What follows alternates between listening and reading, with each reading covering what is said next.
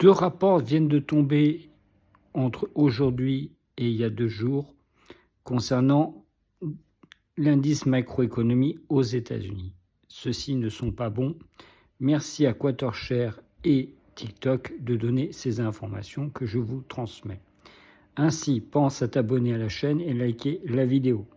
À bientôt dans une nouvelle vidéo et bon Les courage. chiffres des dépenses mensuelles du gouvernement américain sont sortis et le déficit explose. Les chiffres de juillet 2025 viennent d'être publiés et le déficit augmente rapidement. Il s'élève à 291 milliards de dollars, en hausse de 19% par rapport à juillet 2024. Les recettes du gouvernement n'ont augmenté que de 2% à 338 milliards de dollars, tandis que ses dépenses ont progressé de 10% à 630 milliards de dollars. L'augmentation du déficit est donc essentiellement due à la hausse des dépenses publiques. Les droits de douane ont fortement augmenté, passant de 7 milliards en juillet 2024 à 28 milliards cette année, mais c'est encore loin d'être suffisant pour combler l'écart. Le déficit représente 46% des dépenses totales, ce qui est énorme. Mais il ne faut pas le regarder isolément, car le milieu de l'été est généralement marqué par de fortes dépenses de prestations sociales et des recettes fiscales plus faibles qu'en avril, janvier ou septembre. Nous sommes à 10 mois de la fin de l'exercice budgétaire et le déficit atteint déjà 1,63 trillion de dollars, presque au même niveau qu'en 2023, mais en route vers 1,9 trillion pour 2025, le plus important depuis 2021. C'est presque le double du déficit de 2019, qui était juste en dessous du trillion. Alors, que devrait faire le gouvernement? PPI-US vient de sortir. Elle repart à la hausse comme en 2020 et les marchés plongent. L'indice principal est passé de 2,4% en juin à 3,3%, bien au-dessus des prévisions des analystes à 2,5%. Sur un mois, ça grimpe de 0,9% contre 0,2% attendu et 0% le mois précédent. C'est le chiffre le plus élevé depuis 2022 et ce n'est pas une bonne nouvelle. Pour rappel, le PPI représente l'inflation au niveau de gros. C'est l'inflation que voient des entreprises comme Walmart sur les produits qu'elles achètent, pas celle que voient directement les consommateurs. Mais comme c'est en amont de la chaîne d'approvisionnement, c'est souvent un bon indicateur de là où va aller l'inflation des ménages. Sauf que la Fed regarde surtout l'inflation de base qui exclut l'alimentation et l'énergie. Et là, c'est encore pire. Le corps PPI est sorti à 3,7%, alors que les attentes doivent être de 2,9% et bien au-dessus des 2,6% du mois dernier. Sur un mois, il grimpe aussi de 0,9% contre seulement 0,2% attendu. Si l'inflation remonte alors que le marché du travail s'affaiblit, la Fed pourrait se retrouver dans une situation très compliquée. Mais pour l'instant, les marchés s'attendent toujours à une baisse des taux en septembre.